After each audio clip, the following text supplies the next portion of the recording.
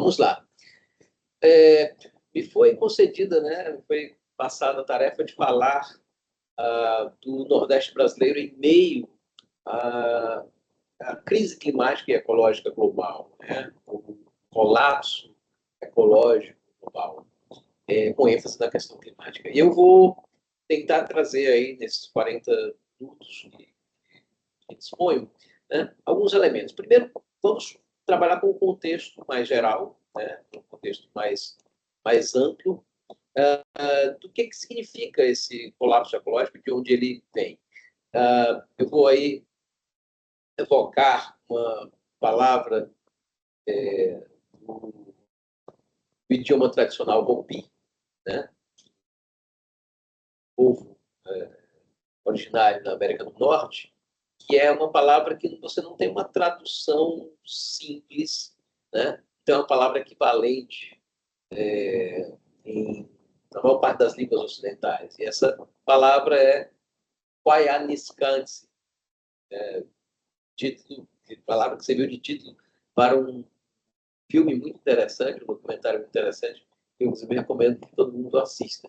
Essa palavra ela significa vida maluca, vida em turbilhão, vida fora de equilíbrio, vida se desintegrando, um estado de vida que pede outra maneira de se viver. Eu acho que isso reflete muito bem o que nós temos hoje, porque nas condições que nós temos atualmente, são 57 bilhões de toneladas de sedimentos mineradas todo ano, que equivale a 3 vezes o transporte natural por todo o rio do planeta somado. Né? Essa quantidade extraordinária de matéria-prima extraída serve para quê? Ela vai alimentar o quê? Ela vai alimentar um modo de vida caracterizado pela aceleração do tempo, expressa na nossa comunicação. A essa altura do campeonato já foram produzidos mais de 15 bilhões de aparelhos telefônicos, sendo que um único celular desse contém 1/3 da tabela periódica, na verdade, mais da metade dos elementos químicos estáveis, e demanda a mineração, cada aparelhinho desse, demanda a mineração de cerca de 70 quilogramas de rocha. Então, imagine você pegar essa conta, 15 bilhões desses aparelhinhos e multiplicar por 70 quilogramas. E sim, cada um de nós carrega, provavelmente está carregando um no bolso nesse exato momento. A gente precisa passar a superar essa alienação e sentir como se carregasse por 70 quilogramas de rocha no bolso.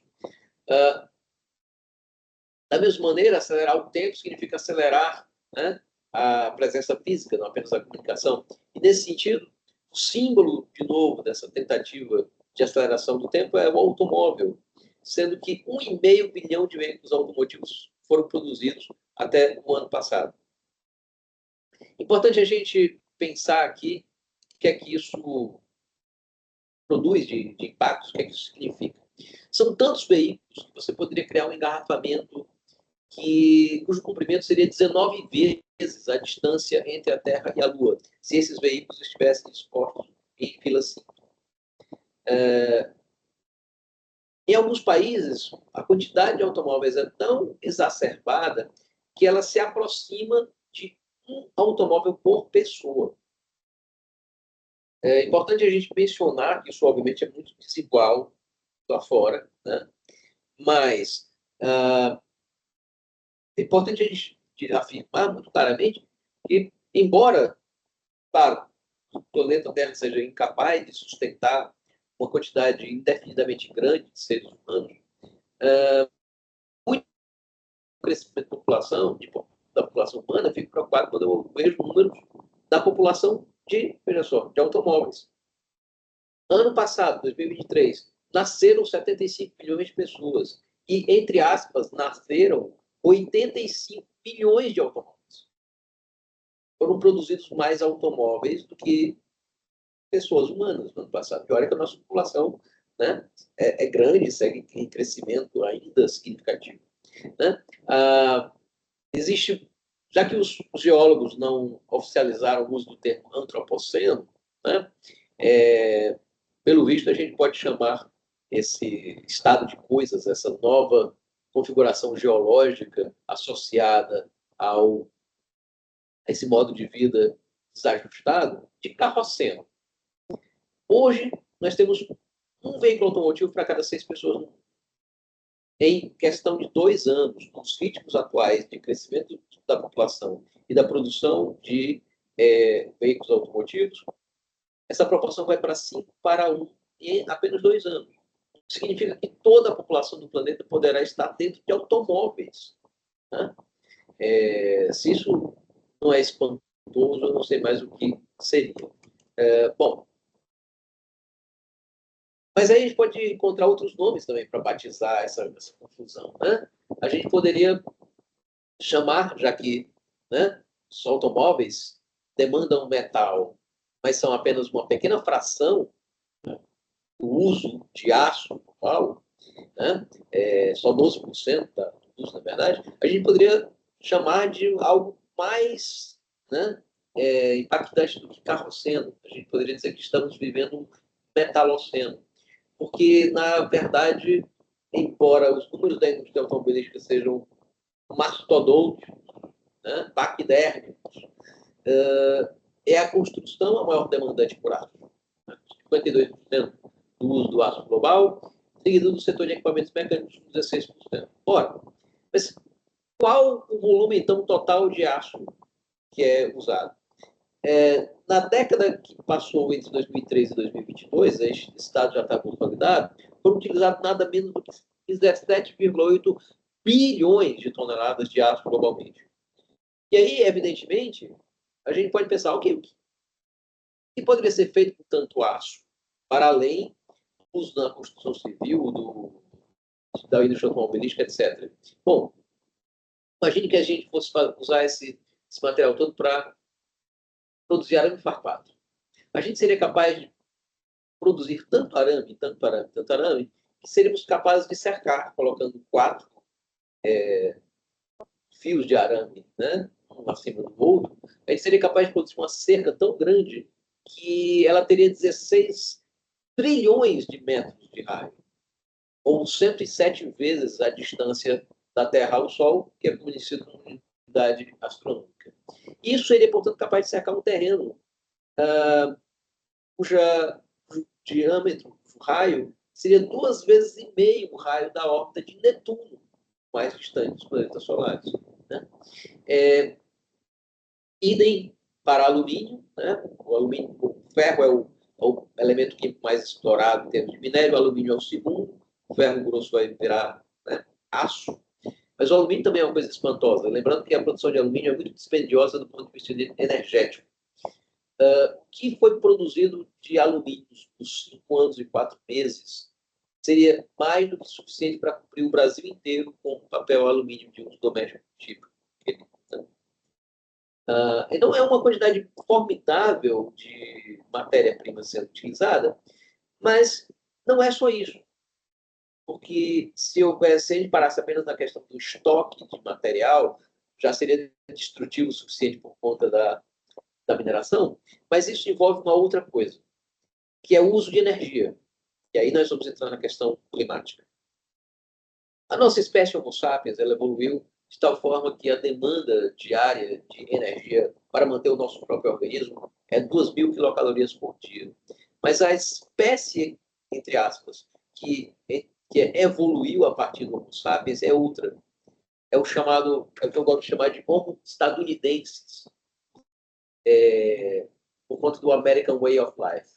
O que isso tem de implicação? A implicação disso é a seguinte: ao invés de 2.000 quilocalorias por dia, a média da demanda energética per capita nos Estados Unidos é de 200.000 quilocalorias por dia, ou seja, 100 vezes o valor originário da nossa espécie. 100 vezes o necessário para manter o nosso organismo. E isso porque essa energia é demandada para produzir e manter em funcionamento uma série de aparelhos elétricos, né, abastecer automóveis, muitas vezes automóveis grandes, climatizar ambientes, usar diversos equipamentos eletrônicos, fazer viagens aéreas, etc. Enfim, essa é a média do nos Estados Unidos de energia. A tragédia toda é que esse modo de vida insustentável, altamente demandante de energia e também de matéria-prima, ele se tornou, vejam só, ele se tornou o padrão a ser desejado, a ser almejado, a ser atingido por todas as pessoas. É o modelo no qual, né, as classes populares em vários países do mundo, inclusive o Brasil, se viram. E esse é um modo de vida simplesmente insustentável. Bom, essa demanda enorme de energia, ela leva naturalmente, e também esse uso intensivo de recursos, à emissão de gases de efeito estufa. Né? O efeito estufa é, como a gente sabe bem, um processo natural a partir do qual gases que compõem a nossa atmosfera retêm parte do calor da radiação infravermelho que seria irradiada da superfície da Terra para o espaço. E essa retenção, essa contenção de parte do fluxo de calor faz com que o planeta seja mais quente do que seria sem essa atmosfera. O problema todo é o seguinte: esses gases são minoritários e a composição química da atmosfera tem mudado com o aumento da concentração desses gases. O que é que, em geral, tem acontecido? Primeiro, a demanda gigantesca de energia tem levado ao uso dos combustíveis fósseis como fonte primária fundamental. É trágico que hoje a gente fala muitas vezes do avanço das renováveis, mas quase 80% da energia que supre a demanda energética global, quase 80% é de origem fóssil. É queima de carvão, petróleo ou gás. E aí, quando você queima um desses combustíveis fósseis, você emite CO2.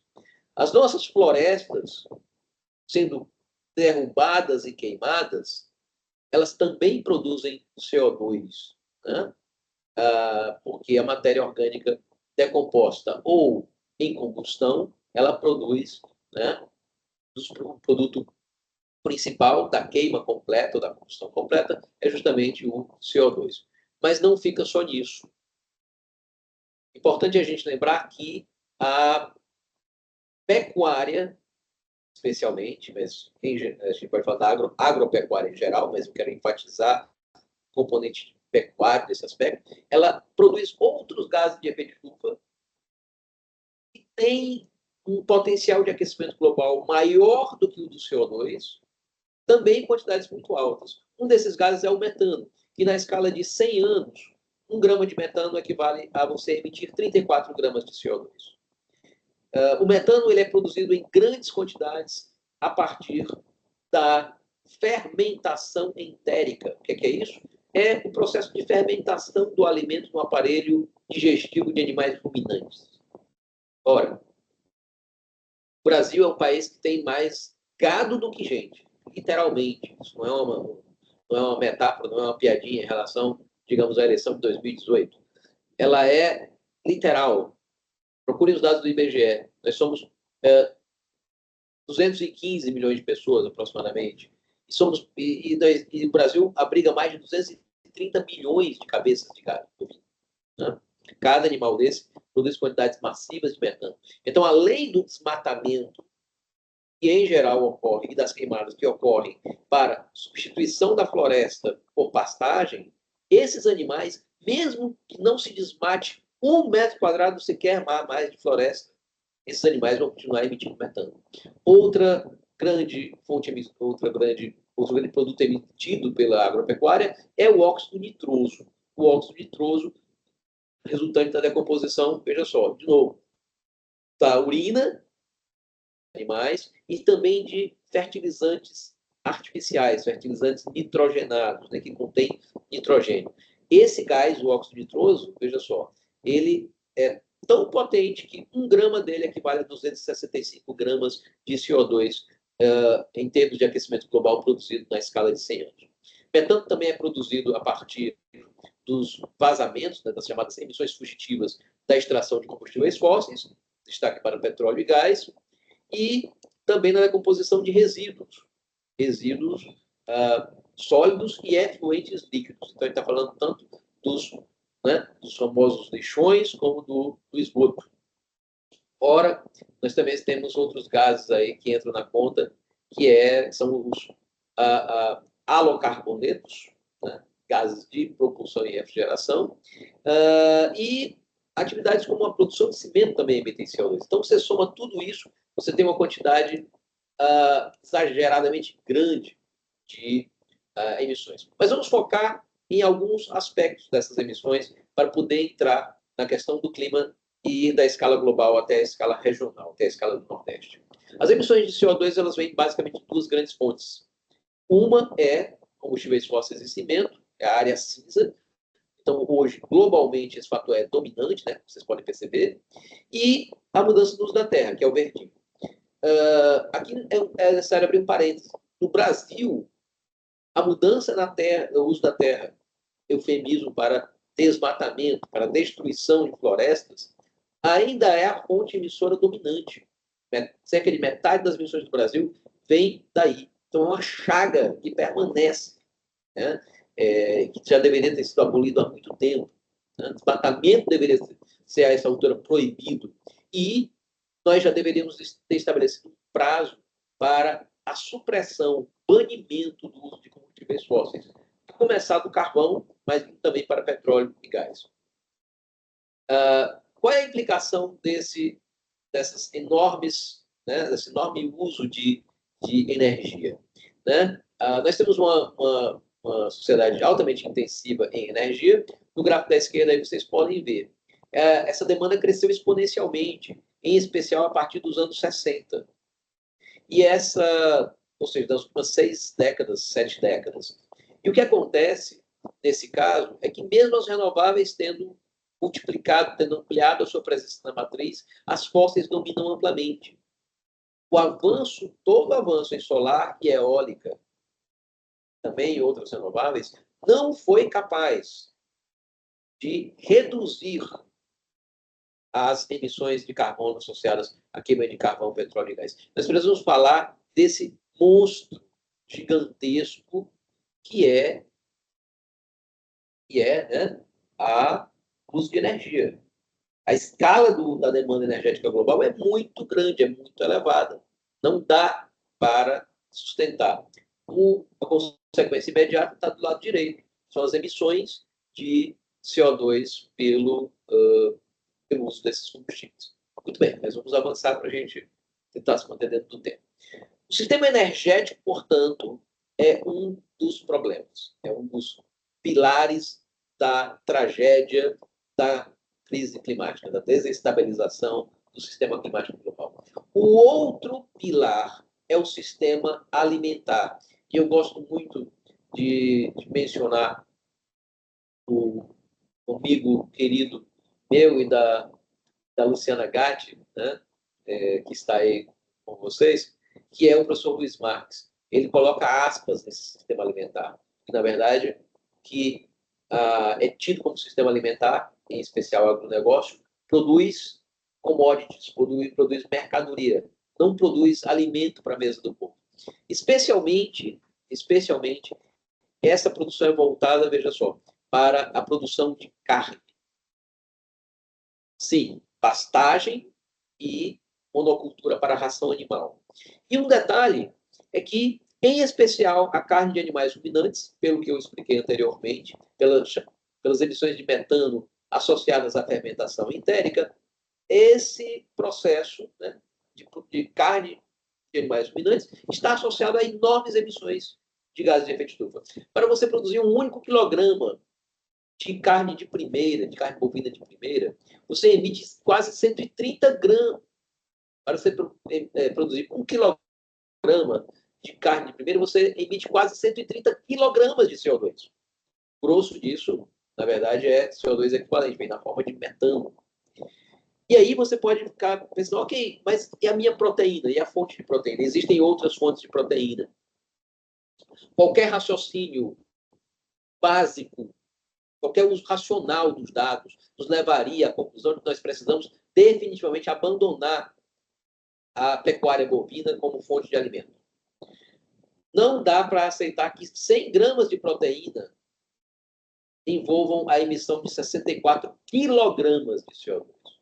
Quando quando outras fontes proteicas, isso inclui outras carnes, outros animais, mas envolve também, eu quero chamar a atenção para isso, com pegadas de carbono bem menores, envolve proteínas vegetais, vocês estão vendo aí que na lista tem, né, lá no topo está beef steak, né, a carne bovina, mas aí no meio você vai ter a carne de porco, atum, frango, ovos, e mais embaixo você vai encontrar as proteínas vegetais, né?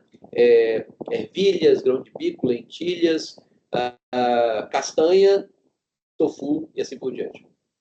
Bom, o problema aí não é apenas climático do ponto de vista da emissão dos gases de efeito estufa, é também na questão do uso da terra. E nós precisamos lembrar que nós temos um planeta limitado.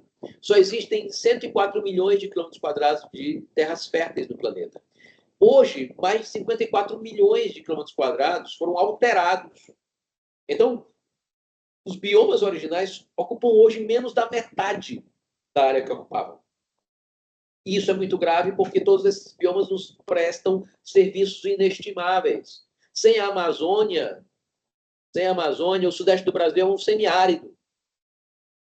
E eu garanto a vocês que os sudestinos, muito pior do que nós nordestinos, não sabem lidar com a seca.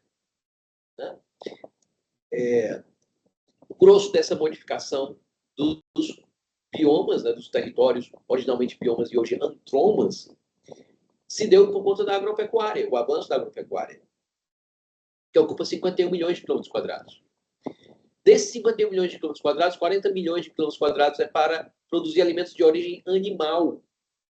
Todo o resto do prato é produzido em 10 milhões de quilômetros quadrados. Então, nós precisamos pensar muito sobre a nossa dieta. Porque, em termos de proteínas, né, as proteínas, apenas 37% do que nós consumimos vem de origem animal. E em termos de calorias, nem se fala. Em termos de calorias, apenas 18% das calorias vêm de origem animal. Então, nós precisamos falar abertamente da nossa dieta. Ela precisa mudar. O sistema alimentar e o sistema energético precisam mudar se nós queremos ter planeta. Porque o ponto hoje é que o desequilíbrio produzido pelo excesso de CO2, metano e outros gases na atmosfera equivale a uma quantidade de energia formidável se acumulando a cada segundo do nosso planeta. O valor estimado pelo 6º relatório do painel intergovernamental para mudanças climáticas, o IPCC, é de 2,72 watts por metro quadrado. Mas eu prefiro traduzir isso em um número que as pessoas entendem melhor. A gente multiplica isso por 4 vezes π, vezes o raio médio da Terra ao quadrado. Sim, a Terra não é plana. Né? E a gente obtém uma quantidade de energia tão grande, mas tão grande, que é como se você pegasse 21 bombas de Hiroshima, explodisse essas bombas, armazenasse a energia advinda da explosão dessas bombas e colocasse isso para dentro do sistema climático terrestre. No gráfico aí vocês podem ver, o dióxido de carbono no topo é o principal problema, mais abaixo é comparado a contribuição humana total, né, antrópica total, com as contribuições naturais para a mudança do clima, variabilidade solar.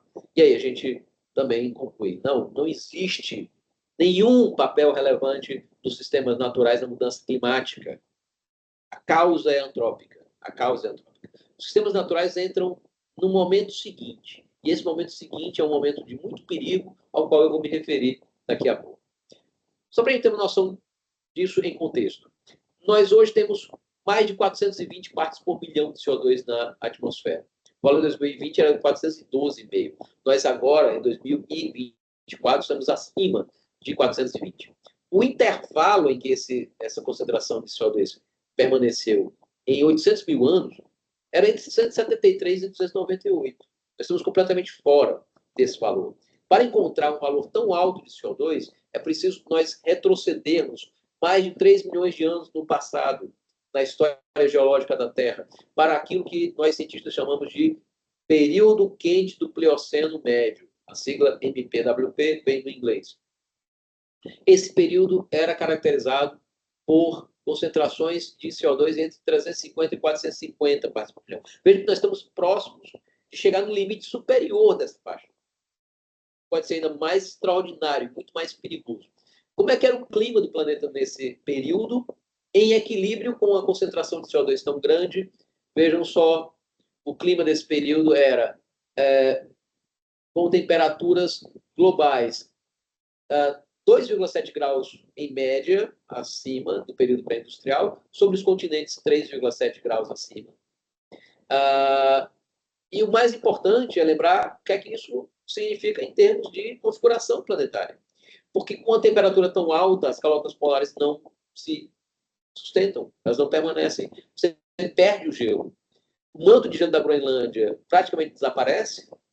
O manto de gelo da Antártica Ocidental diminui brutalmente, e mesmo o manto de gelo da Antártica Oriental, tido como mais estável, diminui consideravelmente. O resultado disso é a elevação do nível do mar.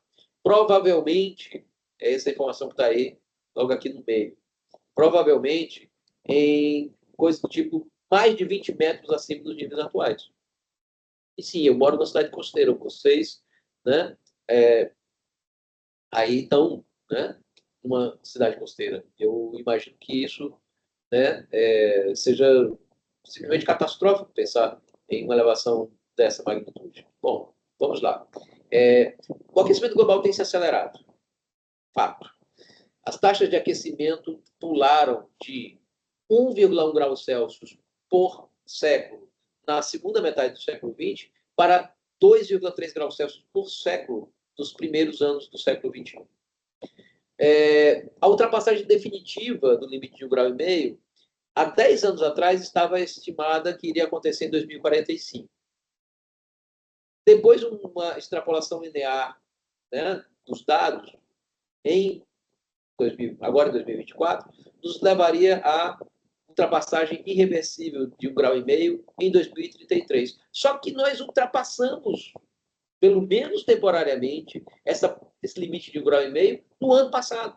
As temperaturas globais ficaram 1,54 graus Celsius acima dos níveis pré-industriais. Isso é extremamente perigoso.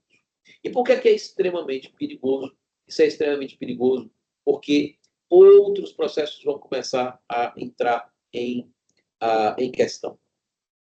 Deles diz respeito a algo que provavelmente, né, a minha querida Luciana Gatti já abordou. É a questão do fato de que, com 1,5 graus, mudanças climáticas podem se tornar suficientemente grandes para produzir impactos nos sistemas naturais, fazendo com que esses sistemas naturais se comportem de forma diferente. Um deles é as florestas. Um deles é o conjunto de florestas. As florestas sequestram carbono, fazem fotossíntese, tiram CO2 da atmosfera e incorporam aos seus organismos a biomassa. E evidentemente, se tiver mais CO2 na atmosfera, a princípio, a fotossíntese deveria se acelerar.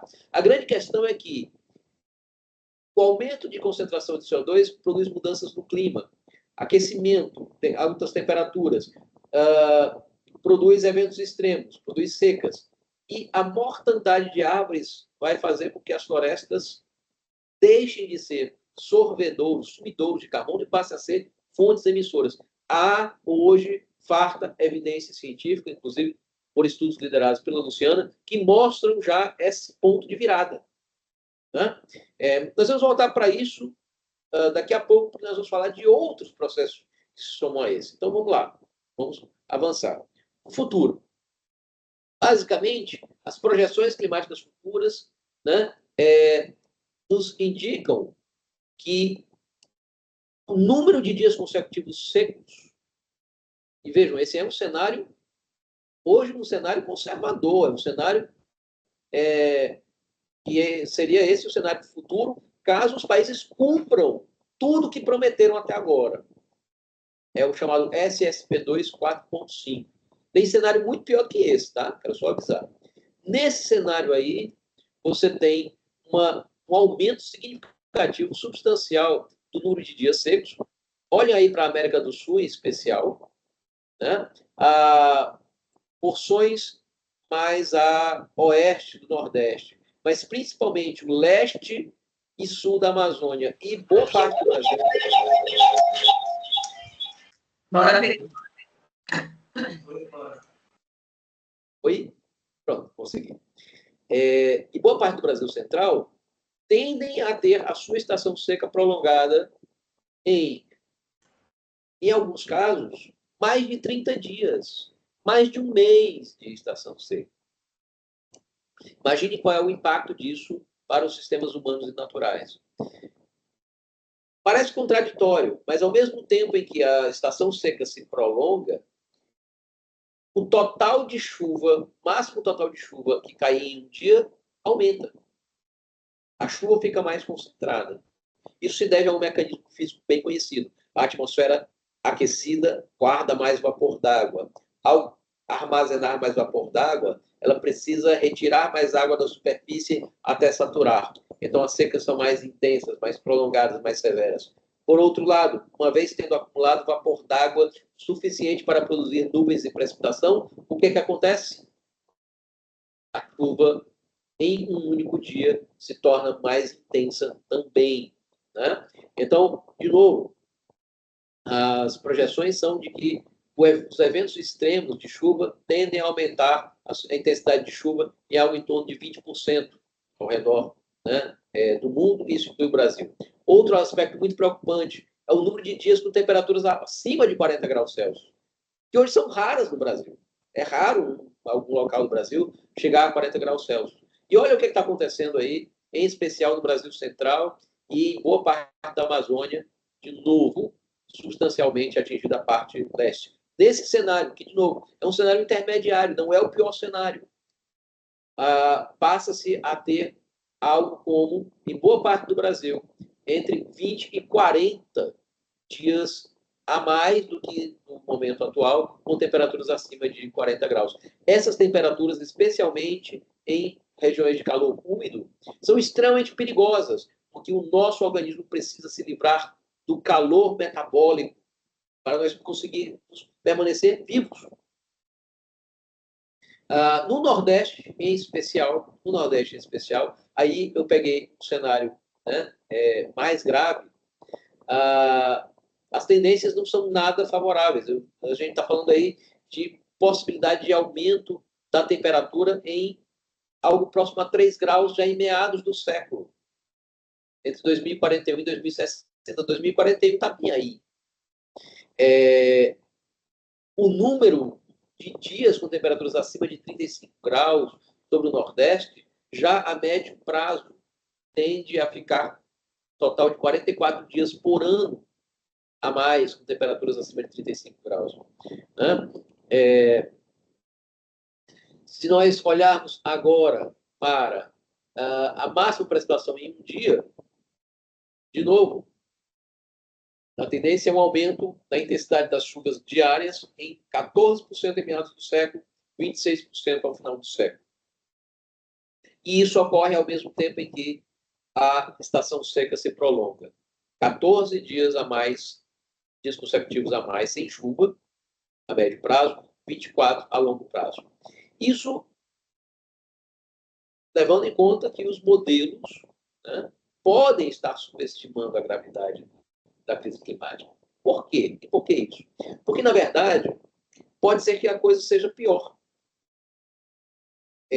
Uma das questões em jogo que está sendo debatida na comunidade internacional é quão sensível é o sistema climático, qual o tamanho da resposta. Até agora, a posição mais consensual e tem uma perspectiva mais conservadora, mais cautelosa, é que se você duplicar a concentração de CO2, o mundo aquece 3 graus. E essa é a chamada sensibilidade climática de equilíbrio. Acontece que vários estudos recentes têm mostrado que é possível que essa sensibilidade seja maior. Ou seja, é possível que nós estejamos subestimando a resposta do sistema climático terrestre à perturbação introduzida pelas emissões de gases de efeito estufa. Esse trabalho aí, publicado em 2020, encabeçado pelo Steve Sherwood, que foi meu chefe lá na Universidade de Yale, por sinal, ele faz ele atualiza a revisão de literatura e ele chega à seguinte conclusão, que a quase 17% de probabilidade dessa sensibilidade ser maior do que 4,1 graus. Isso com todos os estudos que havia naquele momento ali. Acontece que a coisa não para por aí.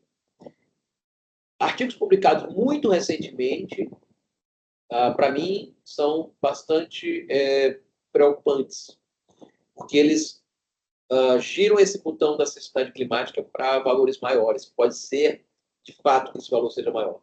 Por exemplo, esse trabalho do James Hansen, publicado ano passado, ele basicamente nos coloca numa sensibilidade climática de 4,8 graus Celsius.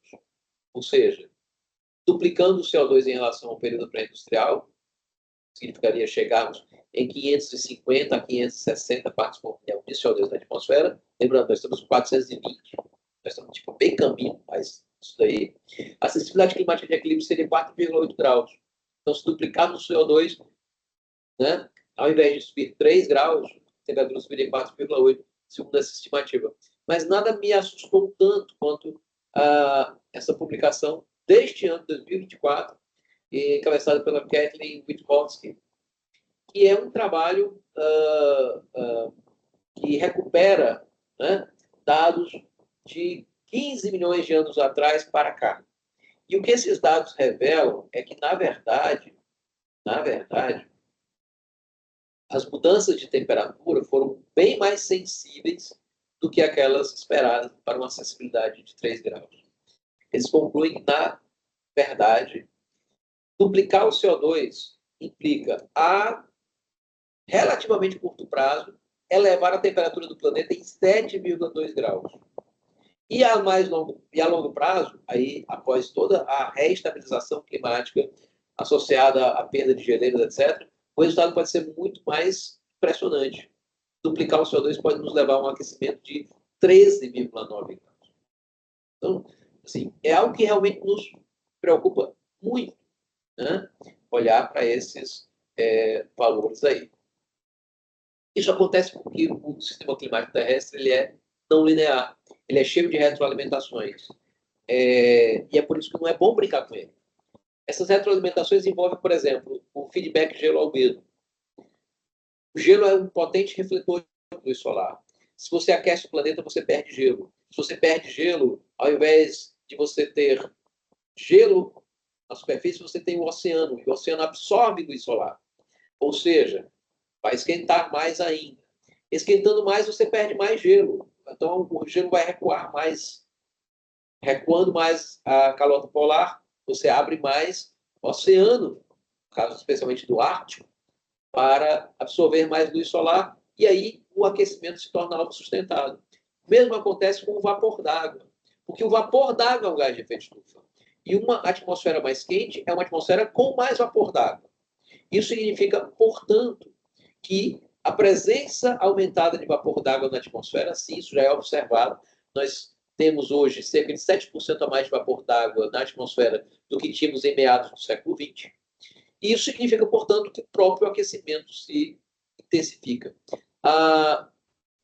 Acredita-se que o vapor d'água seja capaz de duplicar o efeito individual do CO2. Né? Outro feedback é o do permafrost. O permafrost é um solo congelado presente em amplas áreas da Sibéria, do norte do Canadá, do Alasca, etc. O que é que tem nesse solo? Esse solo permaneceu congelado há centenas de milhares, em alguns casos há milhões de anos. Ele aprisiona a matéria orgânica que está ali, evitando que ela se decomponha. Ele funciona, portanto, como um freezer.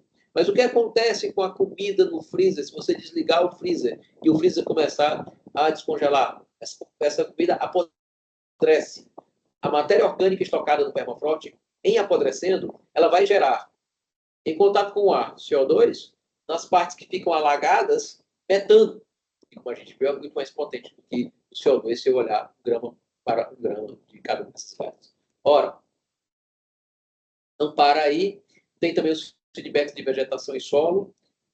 Quanto mais aquecimento global, e aí isso infelizmente é reforçado pelas evidências trazidas em vários trabalhos, né, recentes, inclusive os trabalhos encabeçados pela Luciana, de que quando você aquece o planeta, você produz secas mais severas, você produz prolongamento das estações secas, você aumenta o risco de incêndio florestal, você pode chegar em temperaturas altas demais que comprometem a eficiência da fotossíntese. Você pode desequilibrar os ecossistemas, aumentando a presença de pragas. Então, a combinação desses inúmeros fatores amplia a mortandade de árvores.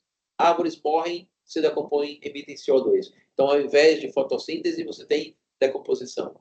Outra coisa é o próprio solo. O solo estoca muita matéria orgânica. Sim, folhas que caíram das árvores, material, né, que ficou ali. O que acontece nesse caso, gente? O que acontece nesse caso é que quanto mais quente o planeta ficar, mais os micro-organismos vão acelerar a respiração e a decomposição. Então, carbono que está ali no solo vai ser lançado para a atmosfera com mais rapidez. Outro feedback envolve os chamados clatratos, que são substâncias, é uma substância estranha que só se forma em altas pressões e baixas temperaturas e só ocorre, portanto, no piso oceânico profundo. O que é o clatrato? É uma molécula de metano cercada por moléculas de água. Forma tipo um gelinho, só que é um gelo diferente. É um gelo que dá até para botar fogo nele. O que acontece com os clatratos? Se você aquece o oceano profundo, você desestabiliza os clatratos. A molécula se desfaz, as moléculas de água que estão recobrindo a molécula de metano se separam, a molécula de metano é liberada e ela sai. Isso já foi verificado, quase sem reação química, do piso oceânico até a superfície. Então, é uma bomba de metano muito perigosa e potente. O risco disso tudo é nós entrarmos num irreversível efeito dominó, os chamados pontos de não retorno do sistema climático. Quais são eles?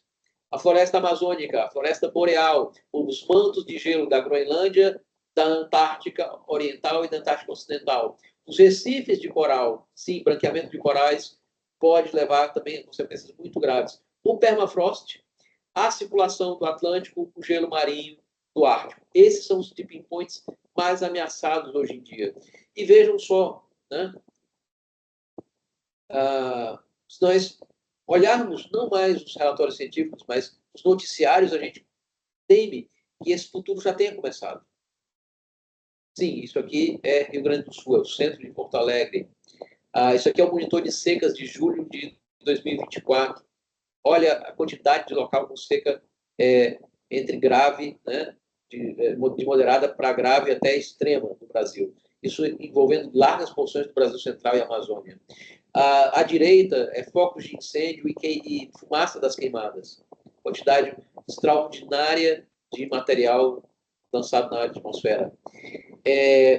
Mais do que isso, aqueles que inspiram um modo de vida, esse sim sustentável, que são os povos originários, né, os nossos povos indígenas, as comunidades tradicionais, os quilombolas, os ribeirinhos, etc. Esses territórios são ameaçados pela própria mudança climática, além das ameaças diretas pela grilagem, pela ocupação desses territórios pelo latifúndio, pelo agronegócio. Essa manchete foi de um mês atrás. 9 em cada 10 terras indígenas da Amazônia sofrem com seca, falta de alimentos e água. No nosso semiárido zona costeira, no nosso Nordeste brasileiro, os riscos envolvem, eu vou pedir mais 2 minutinhos só para concluir, risco ampliado de secas, maior probabilidade de incêndio, podendo comprometer os serviços ambientais da Caatinga, o favorecimento da arenização e desertificação, extremos de temperatura, elevação do nível do mar, enchentes costeiras, variações de salinidade maiores na zona costeira, podendo comprometer o ecossistema, a produção de mariscos e outros tantos, de outras tantas espécies. A salinização do lençol freático através da intrusão marinha, a água, a elevação do nível do mar se dá com a água do oceano entrando por baixo e ocupando o espaço que hoje pode ser de água doce, muitas vezes de boa qualidade que as comunidades utilizam. Ondas de calor marinho, branqueamento de corais, acidificação oceânica, que é outro ponto que infelizmente não vai dar para a gente aprofundar. Ameaça, portanto, a segurança hídrica e alimentar e a integridade dos ecossistemas, ameaça a atividades econômicas como o turismo, novos riscos à saúde, enfim, existe um conjunto de impactos que mostram como o Brasil, em geral, é vulnerável às mudanças climáticas e o Nordeste tem as suas vulnerabilidades específicas. Essas vulnerabilidades já estão sendo investigadas aí por diversos grupos de pesquisa há bastante tempo. Eu quero apenas finalizar com alguns resultados nossos. Primeiro, o aumento do risco de extremos sobre o Nordeste em qualquer cenário de aquecimento global, seja um cenário intermediário, seja um cenário mais grave. O resumo está posto aí. A tendência ao aumento de eventos de chuva acima de 30 milímetros, né, é tal que, mesmo num cenário moderado de emissões, essas chuvas acima de 30 milímetros podem mais do que duplicar até o final do século. Isso significa, obviamente, um desafio especialmente para as grandes cidades, mas não só, para os sistemas de barragens, para os sistemas de controle de cheias, etc. Idem acontecendo com chuva máxima em 5 dias consecutivos. E aí, de novo, parece contraditório, mas não é. Ao mesmo tempo, você mais do que duplica os eventos de chuva acima de 30 milímetros, o número de dias consecutivos secos aumentando em 16 dias. No cenário de maiores emissões, que a gente não explorou até agora, a coisa fica muito mais extrema. Eventos de chuva acima de 30 milímetros mais do que triplicam. E a nossa estação seca no Nordeste ganha praticamente 29 dias a mais, quase um mês. Outra avaliação se deu em relação a evapotranspiração e risco de aridização. Todos os modelos do IPCC e os modelos regionais que nós utilizamos mostram o seguinte: um cenário intermediário, aumento das taxas de evaporação, no mínimo 4%, no máximo até 15%. Num cenário maior, evapotranspiração potencial aumentando entre 8% e até 25%. E o que é que isso implica? Mesmo que a chuva permanecesse a mesma, mesmo que a chuva aumentasse um pouco no cenário futuro, a tendência é que o balanço hídrico seja mais desfavorável, porque a evapotranspiração potencial cresce. Nesse sentido, segundo uma classificação climática de climas áridos, desde o hiperárido, que é C1, aí é Saara, até árido, né, desertos com alguma precipitação, C3, que é o nosso semiárido, C4, subúmido seco, C5, subúmido úmido. Quase todos os modelos, isso está destacado aqui através dessas duas colunas. Quase todos os modelos colocam um aumento gigantesco da porcentagem da área C2, que hoje a área C2 é aquele pedacinho árido que foi encontrado no Nordeste. Lembra isso aí? Inclusive foi, né, publicado amplamente. Essa porção árida, em alguns modelos, ela aumenta a sua extensão em até 38 vezes em relação ao que é hoje. Mas todos os modelos colocam, praticamente todos os modelos colocam um aumento significativo. Alguns colocam que aumenta 10 vezes, 11 vezes, outros colocam 8 vezes. O fato é, o risco de aumento da produção árida no Nordeste é enorme. Ao mesmo tempo, um modelo apresenta até o risco de aparecimento de uma área, de uma pequena porção de clima hiperárido. Né? E sim, isso é um risco real, concreto.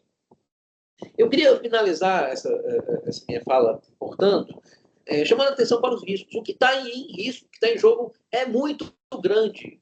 E é inaceitável que nós sigamos nesse rumo suicida, ecocida, e principalmente um rumo que é completamente contrário aos interesses das gerações futuras. Eu fico imaginando, é como se os líderes mundiais, é como se os CEOs das empresas petroquímicas, é como se os reis do gado, do agronegócio, não tivessem filhos e filhas, netos e netas. Porque o rumo que as coisas estão tomando é deixar para essas gerações um mundo com 7,5, quase 8 vezes mais ondas de calor, com quase o quádruplo de secas, com 3 vezes mais quebra de safra. Estou falando de comida, gente. Com o triplo de enchentes fluviais, com o triplo daquilo que aconteceu no Rio Grande do Sul e produziu mortes, fez tantas famílias perderem tudo e devastou a cidade com impactos que devem perdurar por décadas. É isso que nós queremos? É esse futuro que está posto? Ou nós vamos disputar isso agora? Tem aí o COP30. Nós vamos ou não vamos encher as ruas de Belém para pressionar fortemente os líderes. Nós vamos ou não vamos cobrar do Congresso, o principal fator aí, né, medidas, né, de enfrentamento ao incêndio. O Congresso cortou verba que o governo federal tinha previsto.